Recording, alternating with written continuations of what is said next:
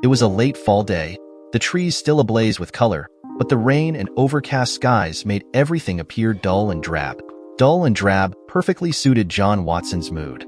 He extracted his tall, lanky frame from behind the wheel of his car and quickly sought the shelter of the saloon door. Entering, he settled himself at the end of the bar. His somber mood was reflected in his face, which was drawn and lined. His whole week had been especially shitty. An instructor in his department had handed in a sudden resignation, and John knew that he would have to scramble for a replacement. 3 interviews that week were totally unproductive. He wouldn't have hired those candidates to sweep the classrooms. To add injury upon insult, the books that had been ordered were not yet delivered to the student store and were probably going to be late. To top that off, students were getting pissed as they recognized the magnitude of the reading load for which they were responsible and were starting to complain to the administration. He also realized that what was really worrying him was his marriage. "Hi, Professor. Welcome. Haven't seen you in a while," Chester said quietly as he carefully wiped down the bar not far from him. "Hi, Chester. Thanks. How about a scotch and water?" "On ice," replied Dr. Watson, noting that it was just after 4 p.m. "Coming right up, Doc," said the bartender as he left to prepare the drink. The drink arrived in short order, and John looked about him. His eyes wandered to the dark, walnut-stained, wooden walls, the old light fixtures hanging almost haphazardly about, the cracked leather of the upholstery in the booths which lined the side of the saloon. The old place felt comfortable, a haven to which he had retreated many times since he was a graduate student so many years ago. His mind drifted back over the decades. He saw himself as a young man, finally finishing up his doctorate in American history. His manuscript on the life of Henry Clay had been accepted by a scholastic publisher and would soon be in print. To top all of that off, he had been offered a teaching position by the university, and he had accepted. The salary was poor, of course, but he couldn't have been happier at the time. All of his hopes and dreams were coming to fruition. Esther had already graduated from law school the semester before and had secured a position with a prestigious law firm in the city. They had been living together for the last year, and John felt that now was the time to formalize their relationship. He had scraped together as much money as he was able and had purchased an engagement ring. The stone was pathetically small, but it was the thought that counted, he rationalized. Esther had squealed with happiness when he presented it to her, and his heart had swelled with pride. Everything was coming together. Between their 2 paychecks, they would be able to do relatively well. They planned the wedding in the spring. John smiled a bit sardonically as his thoughts dwelled on a young and effervescent Esther Prynne. His smile turned wistful as he remembered her smile, her enthusiasm, her slender, lithe body. She wasn't a tall girl, about 5 feet 4 inches, but seemed so much taller due to her zest for life. She wore her blonde hair longer than, almost reaching her shoulders. Her blue eyes would always sparkle with joy whenever he would appear. Damn, he thought to himself, they had loved each other so much. The somber mood returned when his mind traveled again, back to that New Year's Eve party thrown by her law firm just weeks after he had presented her with the engagement ring. He had never really felt comfortable with her colleagues. He had always felt that little kernel of contempt from them, as if his chosen occupation was a poor choice for a man.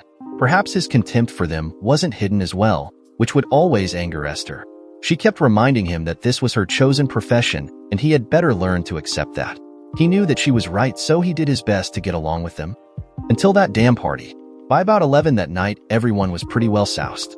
Esther's company had rented a bunch of rooms in the hotel where everyone had gathered, so there were no worries about driving home. Spouses were there, and most singles had brought dates. People were staggering about, and drinks were sloshing over rims, spilling on the floor. It appeared an almost bacchanalian scene, a party that the ancient gods would have relished. The only sober group, there was a few of the senior partners who were obviously a bit upset at the degree of drunkenness exhibited. They sat at a far table with their wives and tried to ignore the antics of the partygoers. John glanced again at Doyle, the senior and founding partner. Ironically, Art Doyle was one of the few at the firm that John liked and admired. Art had always showed respect for John's chosen profession and always made time at company functions to take him aside and chat. John noticed that Art was decidedly upset. He saw the short, white-haired lawyer glance about with a grim expression on his face, and he knew that there would be a bit of but chewing later in the week, a scenario which made John smile a bit. John, though, felt uneasy. He had always tried to avoid any gathering where there was the potential for drunkenness. He always made it a point to drink in moderation, and when he did drink, he made sure that it never reached a level where he lost control. He vowed that he would never turn into his father, who had been a drunk and died a drunk when his car had slammed into a tree. His mother had had to provide for them, both as his father had left nothing. John had grown up on the mean streets of the city, and he had seen firsthand the loss of dignity caused by poverty and an education system that failed so many. Deep down he knew that it really wasn't entirely the fault of the schools. Education was not nearly valued as much as it should have been by the parents of the hoodlums cutting school day after day. John smiled a bit wryly as he remembered that he had been one of those hoodlums. His grades were poor, primarily because he just didn't care. His mother never really had the time to devote to his upbringing, and so he roamed free with the gang. Until his mom married Tim Murphy, and horror upon horrors, Tim was a cop. His free, roaming days came swiftly to an end, and he was shown that the road he was on led to nothing but misery. John was not stupid, and his conversion from a gang member to honor student didn't take an inordinate amount of time. In just a few short months, he found himself buckling down to his studies and actually enjoying school for the first time. It was also the time that he vowed that he would never let alcohol rule his life. He would never turn into his father. So there was a very good reason why John was uncomfortable at that damn party. It didn't seem like there was anyone sober there, including Esther, who almost never drank. This time she chided him that he was being a party pooper and to relax and enjoy.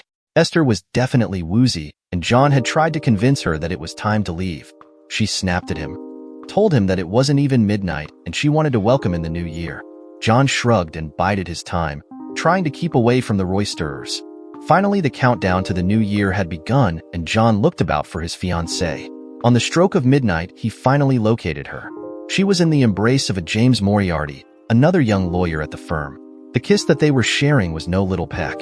It seemed that they were devouring each other, mouths open, tongues dueling, and it was all so damn obvious. John, pale and trembling, strode over to the couple and yanked her away from this hunk, as she had referred to him previously in the evening. John's face was inches from hers as he hissed, "What the hell do you think you're doing? Have you conveniently forgotten that you're engaged, you 304? It was then that Moriarty made a mistake. He put his hand on John's chest and shoved him. Seconds later, the hunk was on the floor, John standing over him. Esther, red-faced, eyes blazing, slapped John. A crack that was heard around the room. This little exchange had now caught the attention of the crowd, and the silence was deafening. John stood still for a moment, shocked, then calmly but forcibly took Esther's left hand and pulled the engagement ring from her finger. Never taking his eyes from hers, he dropped it to the floor and ground it under his heel, into the tile, until there was nothing left but a tiny, misshapen lump of metal. Without another word, he turned and left. He strode across the parking lot, hyperventilating until he forced himself to breathe more slowly. He recognized that he was shaking with anger and humiliation, and he stopped at his car, taking long, slow breaths. He forced the rage from his mind, trying to think rationally. His thoughts were far from rational, though. All he now wanted was to get back to their apartment, pack his things and get out. Get out as quickly as possible. That little scene left him little choice. Esther had gone too far. John didn't give a rat's shit that she was drunk and perhaps not fully responsible for her actions. His anger left little room for forgiveness at that point. Moments later, John arrived home and hurried to pack his personal effects. He filled 2 suitcases and then stopped to look around him. Shit, is this what I have to show for our life together? He thought to himself. 2 suitcases and a duffel filled with his papers and personal effects. It seemed almost pathetic. John was a bit calmer now, more deliberate. He knew that this wasn't just a bit of a tiff. This went to the very foundation of their relationship. A relationship that he knew had probably come to an end. He suspected that he now could no longer trust Esther, trust her fidelity, nor trust her ability or willingness to safeguard his honor and dignity. If she wanted to play around, she would do it without the crutch or impediment of a husband. It didn't take long for John to get a room at a Holiday Inn not far from the campus. His mind was already thinking ahead. He knew that there were quarters available for unmarried faculty and visiting lecturers at the university. He would take steps to lease a small suite in a faculty residence the next day. He realized also that he had a lot of thinking to do about Esther, but he strongly suspected that they were through. He was also smart enough to recognize that he was, at the present, angry and embarrassed and in no state of mind to think this situation through with any rationality. Being away from her, for at least a while, would give him the necessary room to allow him to come to some conclusions. The next few days seemed to fly by as John was swamped with the minutiae of the new term. He consistently tore up messages to call Esther, and he refused to take her calls. He was in no mood to confront her, nor was he in any mood to get involved in another altercation with her. His face still stung, at least in his imagination, from her slap. He also knew that he missed her terribly, and he wondered if perhaps he was making too much of what probably was just a drunken incident, although deep down he had doubts about that explanation. It was in that frame of mind that he drove to the Fairmont Country Club for lunch with AC Doyle. It was now over 2 weeks since the party, and that long since he had moved out of the apartment. Yesterday, John had received a call from Art Doyle asking him to be his guest for lunch at his club. John had attempted to beg off, but Mr. Doyle wouldn't seem to take no for an answer, so John had reluctantly agreed. He suspected the reason for the meeting, but tried to keep an open mind. Entering the sunlit dining room, John saw Doyle seated in a small alcove by the windows. He strode to the table and Doyle arose, smiling and greeting. "Hello, John. Thank you for coming," and extended his hand. John smiled in return, shaking his hand. "Thanks, Mr. Doyle. Nice to see you again," he rejoined, although without too much enthusiasm. Doyle smiled softly. "John, please call me Art. I've asked you to do that before. I hope that you can consider me a friend." "Of course, Art. You know that I have a lot of respect for you. I've always appreciated the courtesy you've shown me," John replied as they took their seats. They made small chit-chat as they lingered over a small lunch. Art sat back as their table was cleared and final cups of coffee were brought. He looked at John with affection, for he truly did like this earnest young man. "John, I am sure that you know why I have invited you to have lunch with me.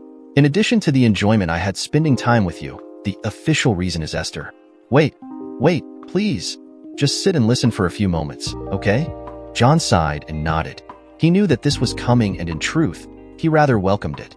Perhaps there was a way back for the two of them, and Art certainly could be the person that could help heal this rift. Art smiled as he got the go-ahead. "John, first of all, I have to tell you that the entire firm owes you an apology. We let things get out of hand. The party wasn't supposed to degenerate into a drunken free-for-all. The entire staff was reprimanded when they returned to work. I also want to tell you that Moriarty was transferred to a branch office in another city. It came to my attention that his plan of seduction was no big secret, and it all came out that week. He's no longer around. I would like to have fired him, but this was easier." John raised his eyebrows. Plan of seduction? So this wasn't just an isolated incident. He speculated silently. He wondered what else might have occurred. What else had Esther not told him? Art frowned a bit, suspecting what John was thinking. "John, I know what's running through your mind. Please rest assured that I investigated and came to the conclusion that you have nothing to worry about. His plan for Esther never went beyond what happened New Year's Eve. I have little doubt about that. I have spoken to Esther a few times this week, and she really is a mess. She is of no use to the firm in her state of mind. And beside that, you know that I am genuinely fond of her, as I am of you, and do not want this slip to ruin a perfectly good relationship. Look, John, you know that you love her, and her love for you is so obvious that it's almost embarrassing. It's time for you to sit down and talk to her and get this straightened out. Why on earth end something that you both, I am sure, desperately want?" John nodded. He knew that Art was right. I know. I think I've calmed down enough so that I can have a rational discussion with Esther. I guess I'll call her and set up a meeting. It's time." Art had a broad grin on his face. "No need, John. Esther will be expecting you at the apartment this evening for dinner. Now, don't get pissy. I know you, John. You're an intelligent, rational person. I knew that you would see my point." John smiled wryly. "Okay, Art. Tell her that I'll be there, but not for dinner. I'll get there around 8 and we can sit down over some coffee and talk. And Art, thanks, you're a friend. I guess I needed someone to get my butt moving." John and Esther did talk that evening. In fact, their talk lasted for almost 2 hours. At first, Esther was obviously nervous and agitated and made a few false starts, clearing her throat and then looking down at the cup of coffee between her palms. John purposefully didn't help, sitting calmly awaiting Esther's first words.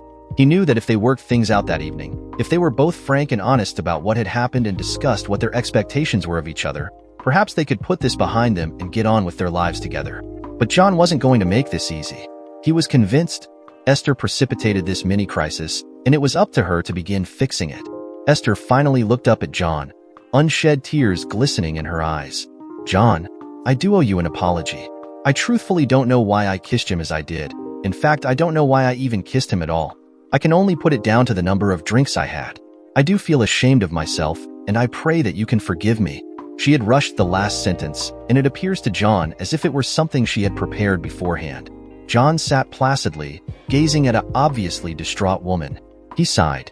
"Okay, Essie, I understand, but understanding doesn't make the hurt any less.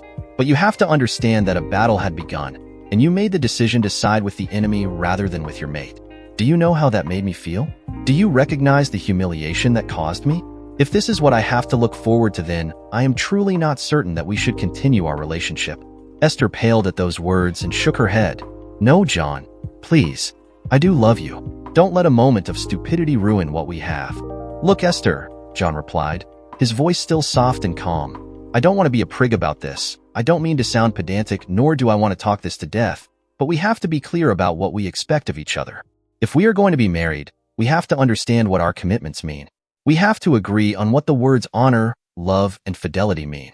In the end, Esther apologized for her behavior again that evening and vowed to never again drink to excess, while John did wonder what she meant by excess. John also apologized for losing his temper, although he secretly didn't think his reaction was all that over the top. Their discussion ranged from what fidelity meant to both of them, as well as loyalty and trust. John moved back to the apartment the next day, and, while it took more than a few days, things seemed to return to normal. Interestingly enough, though, John never again purchased an engagement ring, and Esther never asked for one. They married in the spring as planned, and their union was a good one. They truly did love one another, and that love was tested when they discovered a few years into the marriage that he was sterile. John had himself tested and had discovered that the few sperm he was able to produce were mostly feeble and ill-formed. They discussed alternate ways of enlarging the family, but in the end decided to accept the fact that it would be just the two of them. In truth, it didn't really seem to devastate Esther as deeply as John had feared. He knew that she had shed some silent tears a few nights before falling asleep, and he had held her close in his arms, but she had accepted this reality remarkably well. She seemed to find solace in her work and in her relationship with her husband. John blinked, looking around him in some embarrassment, realizing that he had been daydreaming for quite some time. He felt some relief when he looked at the clock above the bar and saw that not too many minutes had elapsed while revisiting the past. He also noticed that his drink was now consumed, and he deliberated a few seconds about ordering another. Making up his mind, he motioned to Chester, and it wasn't long before another was in front of him. John recalled Art Doyle with deep affection, and he still felt a deep sadness at Art's death not long ago, a sadness that lingered at the edge of his consciousness. A.C. Doyle and Lee Lestrade, one of the younger partners, were really the only two at the law firm with whom John had established friendships. Lee had joined the firm about 10 years ago and quickly established a good relationship with John, beginning at one of the company get-togethers. He knew that John was a professor at the university and was deeply impressed. In fact, Lee Lestrade had long held a secret desire to go into teaching. Thank goodness he was still hale and hearty. Thoughts of his wife again entered his mind, causing a slight frown, a deepening of the lines in his face. Their 20th anniversary was fast approaching, and the uneasiness he felt about their relationship marred the thought of what should be a happy event. He couldn't fathom what was happening to them. After almost 2 decades of marital love and affection, things had deteriorated. It was so slow, so gradual, that he hadn't really even noticed it until recently, but the lack of affection, the indifference, even perhaps a smidgen of disrespect, were becoming all too apparent. The little spats, the avoidance of physical affection were now all too common, and now, looking back over the past few months or so, John was finally aware that real problems had crept into their marriage. To compound the problem even further, John was uncertain as to exactly how to confront Esther and what steps to take to improve their relationship. John recognized why he was reluctant to bring up the deterioration of their relationship with his wife. He knew firsthand how sharp her tongue had become and just didn't want to get into another bitter argument with her. Shit, he thought to himself. Has it really gotten so bad that I can't bring myself to even talk to her? He wondered. John was startled by a soft voice at his ear. Hey, buddy, buy a girl a drink? He turned a bit and saw Irene at his side, which provoked a small smile. Renee, he blurted out. What on earth are you doing here? You're the last person I would have expected to see. I stop by every few weeks, John, for old time's sake. Order a gin and tonic for me. I'll be right back. I have to pee. Those words were flung over her shoulder as she hurried to the restrooms. John looked after her with a small smile of affection on his face. Dr. Irene Adler, a striking beauty in her late 30s, was a more than attractive woman, tall and well-built as if daring any mere male to encroach. Her dark, shoulder-length hair and flashing dark brown eyes made her stand out in any gathering. She was now the assistant chair of the Drama and Performing Arts Department, no small feat for the first of her family to attend and graduate university. She and John had been friends since their graduate days, and he and Esther had suffered with her through 2 divorces and countless abortive relationships. John considered Irene his closest friend, and he truly valued that relationship. It wasn't long before she returned and slid onto a stool next to his. Picking up her drink, she turned and said, "Okay, Johnny, what's the problem? Why do you think there's a problem, and what's all that bull about you stopping here?" "I am sure that you rarely stop here," John retorted, but without a bite to his words. Irene laughed and took a small sip. "Okay, Sherlock. I saw that heap you call a car outside as I was driving by and wondered why the hell you were here. So I decided to stop and see if it was really you in here. Happy now?" John gazed at her with real affection. There was no lasciviousness in that look. He truly valued Irene as a close friend and trusted her totally. One reason perhaps why he unburdened himself to her so easily. She sat there and listened as John confessed his frustration and puzzlement as to what had happened to his marriage. She sensed the anger underlying the torrent of words pouring from him and put her hand on his arm, trying to, at least in small part, allay his torment. John finally paused. He seemed to be wrung out, empty, yet he felt a bit of relief. He realized that he needed this catharsis, this sharing, this purging of what had been agonizing him for so long, and who better than with his closest friend. Irene had sat listening with a sense of deep sorrow at her friend's grief. She had never realized how much he had been hurting and for so long. John had always had the ability to sublimate his emotions, so it was with a bit of a shock that she discovered this rift between her good friends.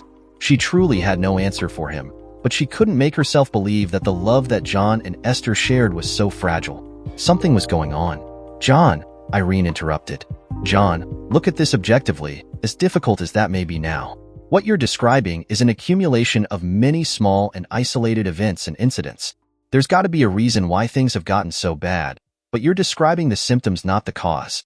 Something must have happened to create the present situation. You've got to look for the cause. Have you done anything that really and truly angered Esther? Has she done anything to anger you? I can't believe that you two just drifted into apathy and indifference. There has to be a reason," concluded Irene. John sat there, shaking his head. "I don't know, Renee. I just don't know. I can't put my finger on anything particular thing that has happened over the past few months. It's true. It seems as if we just drifted into this shit, and I don't know what to do about it. How about talking to her, John? Why not just sit down and talk to her?" "It could be as simple as that," Irene said gently. We've tried. A rational conversation then turns into a spat, she accusing me of being paranoid and me losing patience with her. "It just isn't working, damn it. It just isn't working," John replied, his voice fading. That same afternoon, in another part of town, Dr. John Watson's wife, Esther Watson, was leaning back in her office chair, staring steadily at the tall, blonde man seated opposite her. Her frank appraisal was not covert. She made no attempt to hide her obvious evaluation. Esther had a slight smile on her face. She was quite aware of Jim Moriarty's intent. He had been trying for months to seduce her, but she had been able to laugh him off. "Damn," her thoughts ran. "He's still hot. He almost makes me excited just looking at him. But that's all that I am going to do. Just look. He certainly isn't worth my marriage. Not that I seem to have much of a marriage now." That thought turned her smile bitter. "Jim," she said, "it's been now over half a year since you've been transferred back, and it's obvious that you haven't changed one bit. You're still a relentless womanizer. Why not get married again? Then you won't have to hunt so relentlessly." "Geez, Essie," chuckled Moriarty. "I am just trying to be friendly. Why get so defensive? You're a gorgeous woman, and any real man would love to get into bed with you. Do I have to say it again? Your husband is an idiot. He's more interested in his books than he is in you, and you know that I am right. You want me? I know you want me," he said to himself. "I see it in your eyes, and it will happen, Esther. It will happen." Esther bit her lip and looked away. Moriarty's remarks hit closer to home than he realized. She was not unaware of the coolness that had developed between herself and John. They seemed to be drifting apart, and his occasional snide remarks about lawyers and sharks did nothing to close the rift. She also had to admit that she was goaded to reply in kind, denigrating his profession. Years ago, little remarks like these were meant to be funny without any bite. But now, well, now it was different. They just seemed to antagonize each other. Maybe I should have told John about Jim being transferred back here, she wondered again silently. I was just afraid at how he'd react. I just didn't want to open that can of worms again. I just pray that not telling him wasn't a mistake. Esther's attention returned to Moriarty. Look, Jim, let's not go there. My home life is off limits. Leave it alone. Moriarty just smiled. Okay, just remember, I'm always here for you. You know you have a friend here. Yeah, a real friend, replied Esther with a grimace. I am not brain dead, Jim. I know what you want. Your tongue's hanging out of your mouth. Go chase after some of the young stuff, but keep it out of the office. Now get back to work. We have to finalize the Simmons contract. Moriarty laughed as he stood, then leaned over the desk and gently brushed her lips with his before she could react. He then turned and strolled out, humming to himself. Esther sat still for a moment, breathing heavily, ashamed to admit even to herself that that small gesture had affected her so much. She put her fingers to her lips and felt a frisson of excitement, aware of how long it had been since her husband had even attempted to touch her with any degree of affection. Is this where all of the flirting with Jim will lead? Would she really give in and have an affair? She wondered silently to herself. Shaking her head, she dismissed those thoughts quickly. Esther's phone rang, and she turned to it with a gesture of impatience. She recognized Stan Hopkins' voice, one of the senior partners. Yes, you're finishing up on that Simmons contract, right? He asked. Sure, Stan, she replied. It's been taking up our time for months now, as you know. Why? Is there a problem? Nah, I don't think so, but it looks like you guys are going to have to fly up to see him on Monday. He's decided that he can't make it down here as scheduled and he wants the thing finished and done with then. Damn it, Stan, Esther protested. It's Friday now, and we'll have to come in tomorrow to get the thing finished. We're going to be cutting it really close. Don't forget, I've only had Jim working with me on this. Stan sighed. I know, Essie. I'll get you some help tomorrow, but we'll probably have to work late. I can't make it tonight, and I want you to get some rest also. Let's come in early tomorrow, and you and Jim should be able to finish the damn thing by the end of the day. I'll inform him as soon as I hang up. Esther ended the conversation with a half-hearted okay. She sat for a moment, agitated, knowing that this would probably cause another spat with John. He had been complaining about her workload, and she recognized that she had been putting her career ahead of her marriage. Esther had a feeling of foreboding, and she prayed that this wouldn't be the straw that precipitated a battle royal. She would have a conversation with John. He would understand. Once this project was finished, they would devote more time to themselves, perhaps go on a long-delayed vacation. She knew that over the past few months, she had been short and impatient with John, snapping at him for little reason. She vowed to herself that things would change as soon as this project was finished. In his office, leaning back in his chair with his feet on his desk, James Moriarty smiled grimly. He knew that Esther was vulnerable, that she would eventually be on her back for him. He had never forgotten that New Year's Eve and the confrontation with her prick of a husband. He had been humiliated, transferred, and his career shortchanged, but he was back now, back and with a burning desire for revenge. He knew that the best way to pay back Dr. John Watson was to make Esther his 304, and he was confident that he could accomplish that task.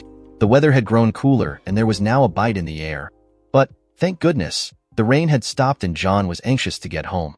He was disappointed to discover that the house was dark as he drove onto the driveway. Shit, he muttered to himself. It looked like another late night for Esther, and his lips tightened into a bitter grimace. He was startled when a pair of headlights pulled up beside him, and he saw Esther's car nestled next to his. Hiding his surprise, he exited his car and awaited her by the door. Hi, sweetie, she chirped. Great, we made it home at the same time. How about we freshen up, and I'll treat you to dinner. Let's go someplace really nice tonight. Okay, honey? Sweetie? Honey? John said to himself wonderingly. He had a bad feeling. Esther was acting much too girlish, almost giddy. Something rotten is coming. One didn't go from indifference to an almost fawning affection overnight. John figured that he would play along and see what she really had in mind for him. He just knew that something was coming. Despite John's misgivings, he and Esther had a lovely dinner and were able to converse with what almost seemed like real warmth. John felt encouraged. Perhaps they could turn the corner and rediscover the reasons why they had fallen in love and married. During the evening, John had, for the first time in ages, really looked at his wife. He saw, with perhaps a smidgen of guilt, that Esther was truly a lovely, mature woman, and despite her 40-odd years, she still exuded a sensuality that aroused him. Perhaps he was equally at fault in the problems they were having. Perhaps he had not paid her the attention she deserved. Perhaps he was too involved in his career, robbing him of the time to nurture his marriage. John vowed that he would make more of an effort to strengthen the marriage. As long as Esther did also, he temporized. He wasn't a total fool. He recognized that the blame could be ladled out equally, but he would make the effort. It would be stupidity itself to allow the marriage to continue to deteriorate through something as silly as inactivity.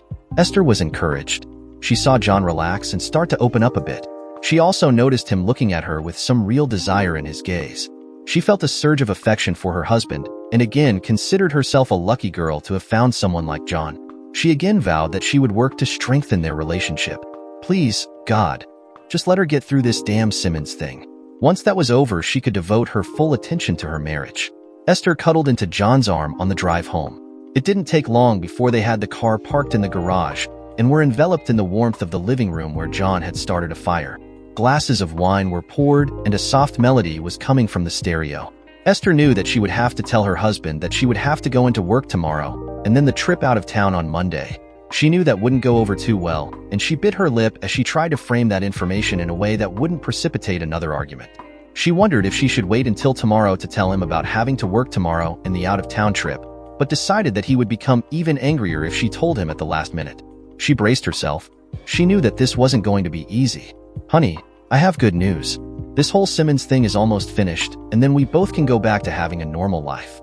I know that it's been difficult for you and for me also, but it'll be done in just a few more days. I have to go into work tomorrow to finish the final draft, and then we'll be flying out on Monday to meet with him and his staff. It'll then be— I don't need to know anything more, Esther, John snapped, interrupting her. It's very obvious how important your career is to you. It's also obvious that it's a hell of a lot more important than your marriage. At least your marriage to me. You don't have to explain. It's the same old bullshit. I've heard it all before. I've been hearing it for years. John turned to leave the room, but before climbing the stairs he turned back and stood looking at her. She sat there, unshed tears glistening in her eyes. Think, Essie, think about what you really want. Think about that during the weekend and the following days. I'll do the same. With that he again turned, climbed the stairs and entered the guest room where he undressed and climbed into bed. It was a while before he was able to fall asleep. Most of the night was spent gazing up at the ceiling. Esther was up early. She took a quick shower and dressed casually in skirt and sweater. She took little time with her hair this time, pulling it into a ponytail. Not stopping for breakfast, she grabbed her briefcase and was out the door quickly. She had no desire to even see her husband. Her anger at his biting words the evening before still smoldered, and she wondered how long he would be her husband if they continued as they had been, but brushed those thoughts aside for now. She had to concentrate on getting this work project finished and over with. The problems with her marriage would just have to wait until a more appropriate time. John awoke late that morning, well after Esther had left. He felt haggard and fatigued. What little sleep he did manage was filled with anxiety and anger. He went through the motions after getting out of bed, shower, shave, etc., managing to finally get downstairs where he made himself a pot of coffee. He did notice that the kitchen was unused. Esther had not even paused to make coffee, and he felt a stab of remorse for a moment. John sat at the table, his head in his hand, the steaming cup of coffee sitting untouched before him. His head was throbbing, the aspirin consumed upon rising not yet working. His anger had cooled, and he was now berating himself for overreacting.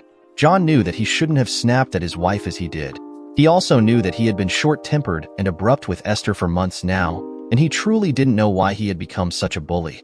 Then again, he also knew that she often seemed impatient with him and would have a tendency to reply in kind, precipitating another row. John was anything if not analytic. His mind roamed over the past months, searching for reasons for the conflict that had permeated their relationship. He couldn't put his finger on any single event or occurrence. It almost seemed to come out of nowhere. It was almost as if they went from a loving and devoted couple to warring nations. What the hell has happened? He asked himself. Why have we become so antagonistic, so uncaring? It's almost as if the love we have for each other has just quietly dissipated over the last few months. John shook his head impatiently and vowed that he would fight for his marriage. He knew that he loved Esther, and whatever the problems were, he would fight to conquer them. He also vowed to control his temper and not surrender to churlishness. His thoughts returned to the dinner the evening before, and a reluctant smile came to his lips. He knew that he loved his wife, and last evening was proof that the spark was still there. He grimaced as he realized that he had really behaved badly in reaction to Esther's news about working today, and then the trip out of town. He should have lost his temper. He knew that now. John looked at his watch and saw that it was well after 11 a.m. He suddenly grinned at a thought. He would surprise Esther at work and see if she could come out for lunch with him. He had to come up with a plan to rekindle their love, and the first thing would be for him to become more understanding and considerate. He knew that Esther had a demanding and stressful job, and he just had to make up his mind to be more supportive, something he should have been doing all along. He nodded to himself. Now that's a plan. He knew that if he vowed to become a better husband, Esther would see the change and react in kind. Driving to his wife's law office, John was humming to himself when suddenly he felt the familiar thunk-thunk of a flat tire. Cursing to himself, he pulled into the parking lot of the diner a few blocks from his destination. Standing next to his car, he resigned himself to a forced delay and called the road service people on his cell phone. When he was informed that they would be 30 minutes to an hour, he shrugged and decided to have a quick bite in the diner. Lunch with Esther would have to be postponed. It's a good thing that he hadn't called first, he thought. Entering the diner, John was moving to a booth when he heard his name called. Glancing about, he saw Lee Lestrade, a senior partner in Esther's law firm, sitting alone in a booth. Lee waved him over. "John, what a nice surprise. Please, join me. I haven't even ordered yet." John smiled as he slid in across from Lee. "Nice to see you, Lee. What on earth are you doing here, especially on a Saturday? Isn't Emily upset? You work hard enough during the week." "My lovely wife is out of town, John. She's visiting a girlfriend for the weekend and I am batching it. I just had to run to the office for a file I needed. I then decided to stop here for a bite before heading home. I am just lousy in the kitchen. I hate even making myself a sandwich." Emily laughs at my kitchen skills. "But what about you, John? Is this a hangout of yours?" "Nope. I was headed over to the office to see if Esther wanted to grab a bite for lunch, but I had a flat tire and the service people won't be here for about an hour. There go my good intentions," he chuckled. "Buck up, John. The project that Esther and Jim are working on should be all wrapped up in a few days. After they get back to town, we can all celebrate." "Jim?" asked John, a question in his voice. "I don't remember Esther mentioning anyone by that name." "Jim Moriarty. He was transferred to the main office when the branch where he was working closed. He's been here around 6 months or so. I am surprised that Esther hadn't mentioned him to you. They've been working on this project for a few months now." Lee paused and turned his head, seeking a server. Thus he didn't notice the color drain from John's face. Miss, can we have some more coffee here?" "Yes, regular, not decaf." "Thanks." John felt his throat tighten and his stomach clench and turn sour.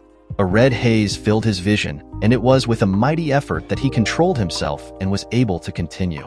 "I guess that I haven't been paying attention, Lee. It almost seems that Esther and I live in two different worlds at times." He forced a smile to his lips. Fortunately, Lee didn't notice that the smile never reached his eyes. "Yeah, I guess we're all a little guilty of that. Sometimes I have to force myself to pay attention to what Emily tells me," Lee laughed.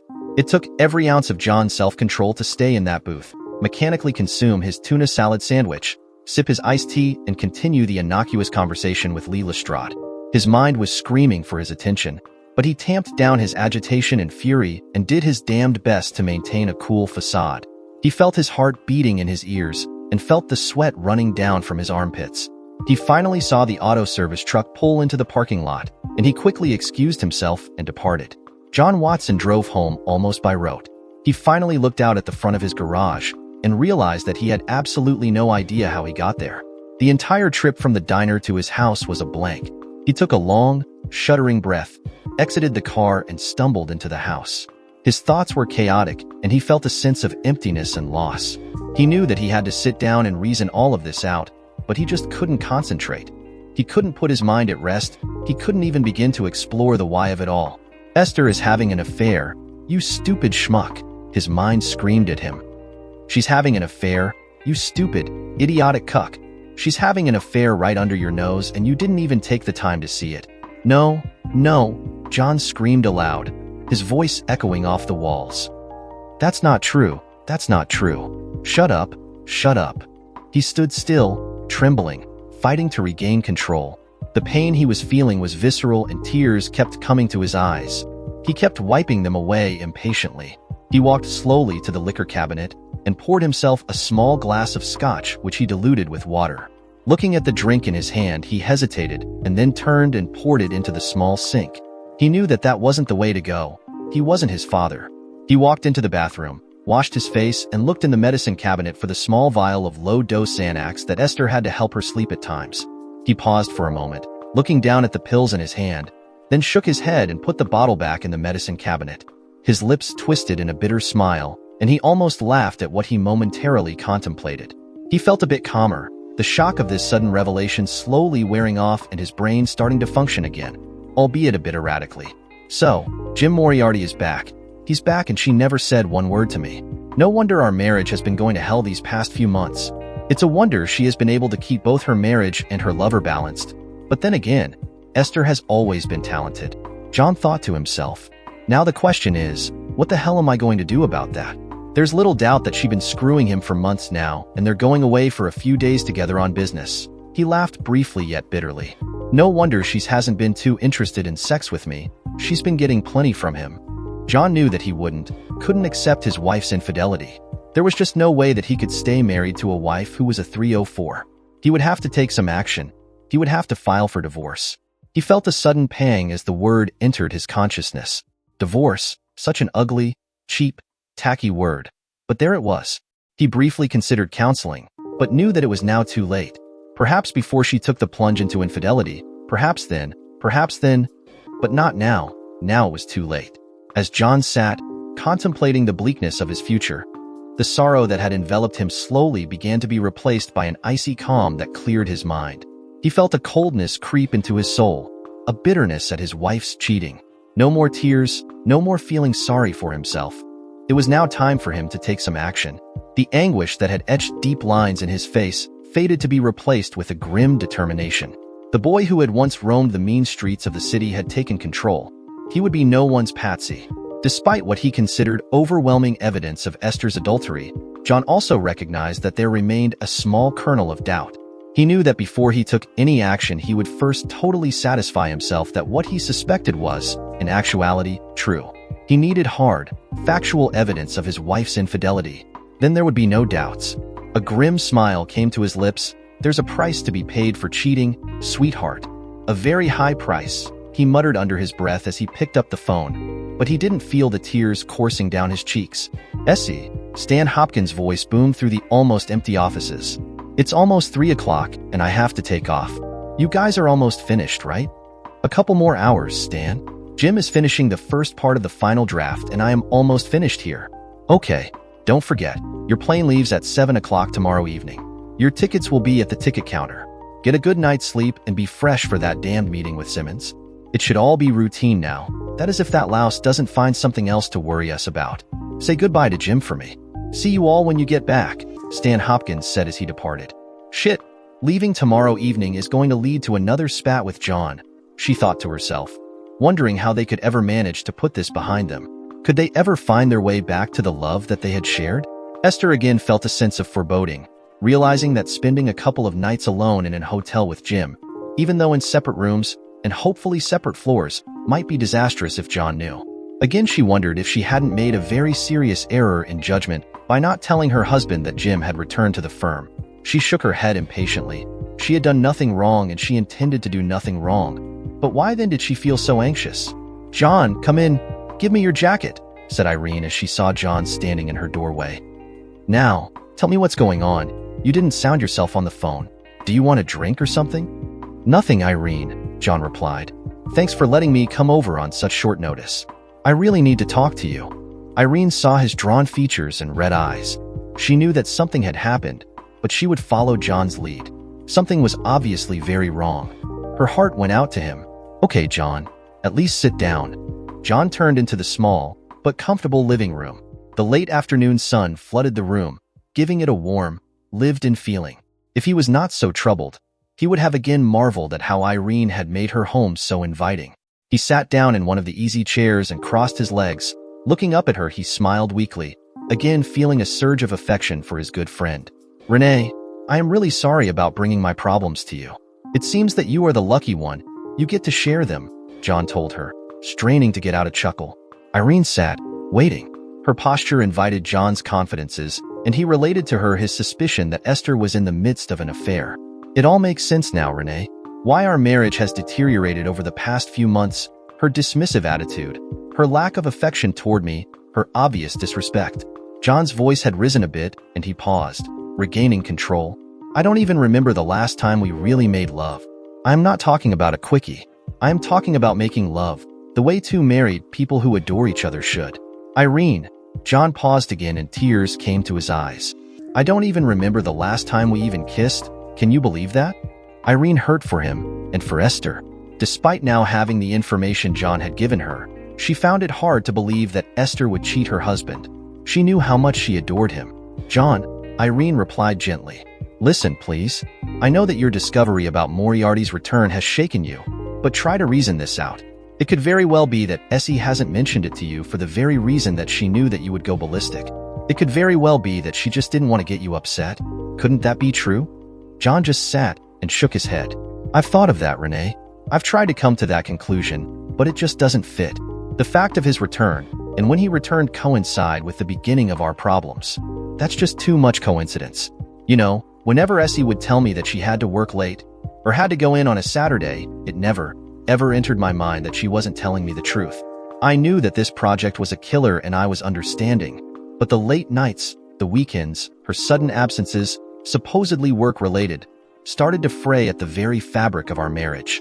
We had small spats about it, and I warned her that she was putting her career ahead of our relationship, but she called me paranoid and then tried to placate me, telling me that this thing would soon be over and then we would be back to normal.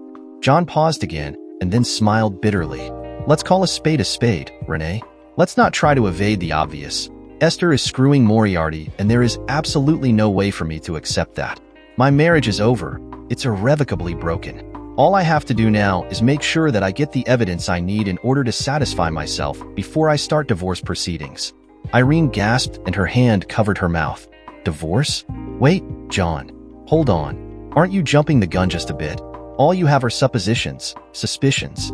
I admit that it doesn't look good, but don't go off half-cocked. You've got to get to the bottom of this. Talk to Essie, for goodness sake. You know that she can't lie to you. Talk to her. Goddamn it, Renee. She's been lying to me for months. Don't tell me that she can't lie. She's gotten damned good at it. Look, Irene, you're into drama, stagecraft, etc. Can you make me up so that I can't be recognized? I am going to fly out after she leaves, and I am going to shadow her and Moriarty. I'll get the evidence I need. I'll catch her in the act. Irene laughed, releasing a bit of her tension. John, what? You're going to be James Bond? Forget makeup. You'll look ridiculous and no makeup is going to last 2 or 3 days. But you may be right about flying out and just looking around. You know what? You may find that you're totally wrong. If you want to make yourself disappear, not be noticed, all you have to do is just change a few things.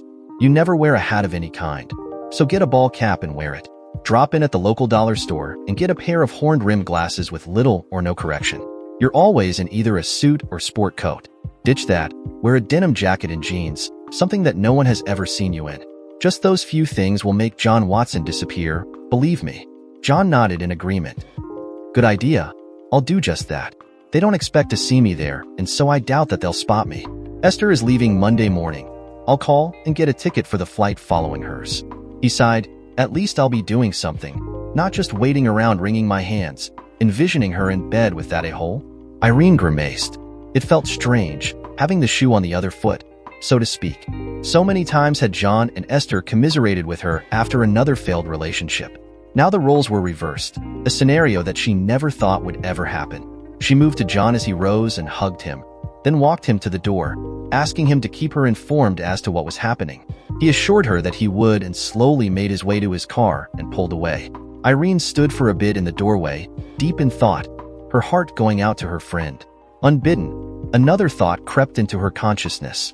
She said softly to herself, John is planning to divorce Esther. He'll then be available. Irene shook her head impatiently. Stop it, you fool, she castigated herself. You're supposed to be their friend, not a manipulative bitch. But the thought lingered. The seed was planted and it would resurface. John? Esther shouted as she came through the door. Her husband had just come into the house from the rear deck and heard her calling him. He stood there, noting her agitation, wondering, what now? Okay, Esther, calm down. I am here. You sound upset. What's wrong? Esther visibly calmed herself, steeling herself for the anger that she expected after she told him of the change in plans, that she'd be leaving tomorrow evening instead of Monday morning. John, please don't be angry, and please let's not have another spat. She took a deep breath and just blurted it out. John, I am leaving Sunday night instead of Monday morning. This is the end of the project, John. Once I get the signature, it's all over. No more crazy hours, back to normal. I know that we have had problems, honey, but just let me get this thing over with and I promise, things will be so much better. Esther stood there, not realizing that she was clenching her hands, anxiously awaiting the blow-up she so feared, but knew was coming. John just stood there, controlling his ire. Okay, Esther. I understand, he grated. Don't worry. No shouting, no more invectives. I fully understand. You go and do whatever you have to. We'll talk when you return. We'll have much to discuss. He then turned and left the house, got into his car, and drove away. He just couldn't stomach being near her. He didn't want to be in the same building. Esther stood watching him leave, her mouth agape. This was something she didn't anticipate. John had never turned his back in anger and walked away.